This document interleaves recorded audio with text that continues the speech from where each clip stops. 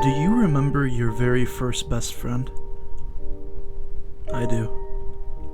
Midnight was giving birth in the closet at the end of the hall. The repeating pattern of deep growls and shrieks woke me. Kittens! I nearly shouted as I crawled down from the top bunk. My sister stirred on the bottom bed. I paused on the ladder, held my breath, and hoped she wouldn't open her eyes. After a moment, she rolled onto her side and fell back into a deep sleep. I was glad she didn't wake. I wanted the kitties all to myself. Midnight continued to scream. I cracked open my bedroom door and saw my parents kneeling in the hallway, peering into the closet. They noticed I was standing there and told me to go back to bed. But I want to make sure Midnight is okay, I protested. She was mine, too. I should have been allowed to check on her. Dad refused to let me come into the room. He said that he would come get me when it was over. Mom agreed with him. She said I was too little to watch. Too little? I was 4 years old. I knew where babies come from, too. Plus, I had been waiting forever to see the kittens. My parents weren't being fair. Please let me, I begged. I'll be good. Mom commanded me to go back to bed. I crossed my arms and shook my head. Dad threatened to hit me. I stomped my foot and cried, thinking a tantrum would make them understand that I was right and they were wrong. Dad didn't care much for my new approach. He picked me up by an arm and carried me to my bed. He said to keep quiet or else he would take the nightlight and lock me in the dark. It's not fair! I screamed, instantly regretting it. Dad squeezed my arm so tight that I began to cry for real. When he let go, I rubbed the spot, trying to make it look worse than it really was. He told me that I was punished, and he pulled the nightlight from the wall. No, don't! I cried out. Ignoring my pleas, Dad went back to the hall and slammed the door shut. I heard my sister sobbing from the lower bed. I felt bad that she had to suffer for my mistake, so I climbed down and cuddled up next to her. I told her I was sorry. She was terrified of the dark. More so than I, but eventually she relaxed and fell back to sleep while holding my hand. I couldn't rest, though. Midnight's persistent shuddering cries and gargling noises kept me from closing my eyes. I stared into black, waiting. It felt like forever. I'm not sure how it happened, but the next thing I remember is Mom waking my sister and me. Come see, she urged. The sunlight coming through the window lit up her smile. The kittens were tiny versions of Midnight. 8 of them total. All same jet black color, except for one. He had a speck of white fur above his nose with white front paws to match. That one was mine. I knew the moment I saw him. Dad said we could give them names, but it wasn't an easy task because they all looked the same. After several failed attempts to remember which was which, my dad just decided the best thing to do was to call them Kitty Cat. But she was only 2 years old and pronounced it Kai Cat. The oddball was the only exception. He was mine to name, so I named him Charlie. Charlie was more playful than the rest of the litter. Whenever my sister and I were allowed to pick them up, he would roll on his back and let us pet his belly. Sometimes he would try to suck on her fingers, mistaking them for a part of his mother. He never failed to make my sister laugh. And sometimes when Midnight laid down in the box to feed them, she would get turned around, managing to walk away from her. Mom would pick him up and turn him in the right direction and say, "You're going the wrong way, Charlie." Eventually, the kittens opened their eyes.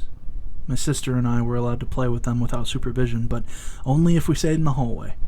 Dad said we weren't allowed to take them out of the closet because they were still too small to run free. We didn't mind. Sitting on the floor petting them was one of our favorite things to do, especially when Midnight fed them. Charlie was turning out to be the runt. He ate well, but he never latched on to Midnight like the others did. While they loved to pat her stomach and purr, Charlie was always too busy going the wrong way. No matter how many times we picked him up and faced him in the right direction, sooner or later he would get turned around again. Time went on, and the kittens got bigger. They meowed whenever someone would walk down the hall demanding us to stop and play. Sometimes they got up on their hind legs, just barely able to peek over the edge of the box. And one day, my sister yelled something about the kittens. Mom and I came running into the living room to see what the fuss was about. Charlie was in the hall, on the outside of the box, trying to correct his mistake. He clawed at the cardboard, wanting to make his way back to the other side, and he kept falling over, shaking himself, and trying again. It was funny. Feeling sorry for him, though, my mom picked him up and gave him a kiss and sat him next to his brothers and sisters. "You went the wrong way, Charlie," she said. This is the first time Charlie broke out of jail, but not the last. He would make it over the edge, and either Midnight or Mom would grab him by the scruff of the neck and then toss him back into the box. It happened again and again. The whole family had to keep him where he belonged. After a while, everyone got tired of dealing with the shenanigans. We officially changed his name to Wrong Way Charlie, and we let him have free reign of the hallway. Even Midnight stopped caring. All the other kittens were content to stay in the box, but Charlie came out and went as he pleased. He never went far, though. Sometimes he would sneak a peek into my bedroom or into the bathroom, but that was the extent of his exploration. It was easy to forget he was only a few weeks old and too frightened to venture into any of the other rooms. The box in the hallway was the only world he had known, the only place he felt safe. A few days later, I woke up to the sound of Grandma's voice coming from the living room. She was talking to my sister about making her a new dress. No one told me Grandma was coming over, I thought. Excited to see her, to see if she brought me a present, I jumped out of bed and ran down the hallway. And I feel this soft crunch under my foot. What was that? I turned around to see what I had stepped on. And then I screamed. Wrong Way Charlie crawled towards me, the back half of him crushed and twisted. Horrible sounds escaped his small mouth, and I continued to scream. Charlie was still trying to crawl towards me, making that resounding, awful sputter. His body trembled and his little head twitched incessantly. Mom came running down the hallway, my sister right behind her. Blood was everywhere, the trail of gore soaking into the carpet. And all I heard was screaming. Screaming, screaming, screaming. It echoed down the hallway and throughout the years. Midnight leaped out of the closet and ran towards me. Wide-eyed, she hissed and swatted and then lapped at the blood flowing from Charlie's gaping mouth. Grandma grabbed a hold of me and held me close. My sister pressed her face into Grandma's side so she wouldn't have to see.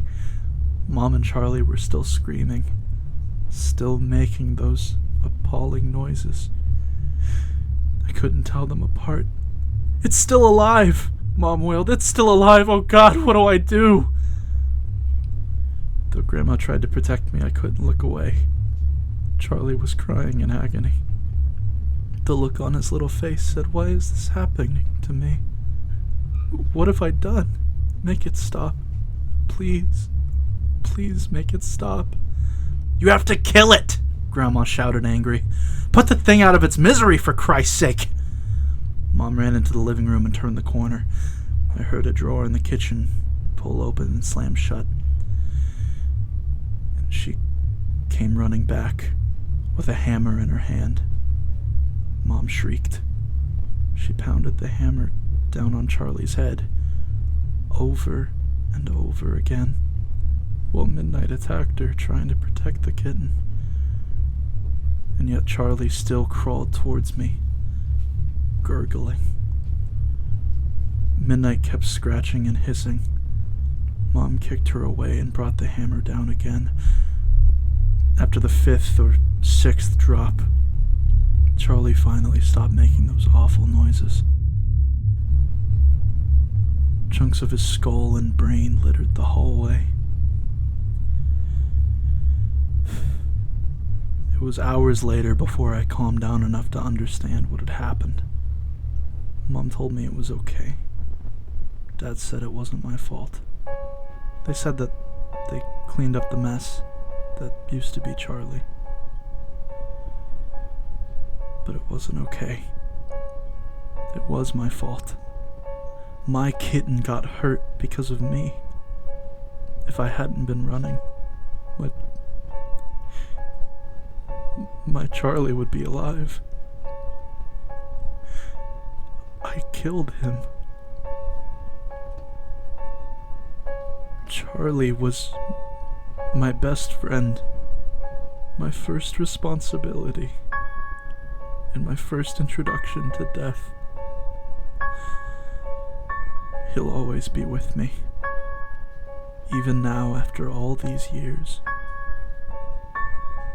Every time I walk down a fucking hallway, I see Wrong Way Charlie's mangled little body crawling towards me.